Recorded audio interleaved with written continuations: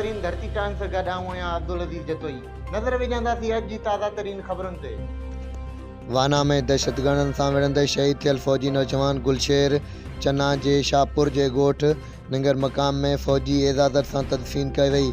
ख़बर मूजिब वाना में दहशतगर्दनि सां विढ़ंदे शहीद थियल शाहपुर जहानियान जे ॻोठ नंगर मकान जे वासी पाक आर्मी जे नायब सूबेदार शहीद गुलशेर चन्ना जे ॻोठ जी सैयद मोदो शहीद कब्रिस्तान जे फौजी इजाज़त सां तदफीन कई वई।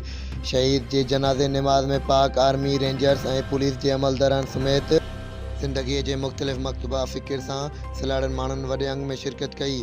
जॾहिं त फ़ौजी दस्ते पारां शहीद जे मड़ खे सलामी ॾेई खेसि क़ौमी झंडे में विढ़े तदफीन कई। इज्तिमाही ॾौं पुण घुरियूं ॿुधायो वञे पियो त तक़रीब में 2 ॾहाका अॻु आर्मी में भर्ती थियल फ़ौजी जवान गुलशेर ताज़ो रैंकिंग मां प्रमोशन माणे नायब सूबेदार पुण थियो हो। हू हुन वक़्तु दहशतगर्दनि ख़िलाफ़ वाना में हलंदड़ ऑपरेशन में शरीक थियो, जिथे दहशतगर्दनि ख़िलाफ़ फायरिंग में शहीद थी वियो। खेसि 9 सालनि जो हिकु पुट जी औलाद पुण आहे, जॾहिं त संदसि वालिद मोहतरम एसाक चन्ना पुण कुझु अरसो अॻु रोड हादसे में शहीद थी वियो हुयो।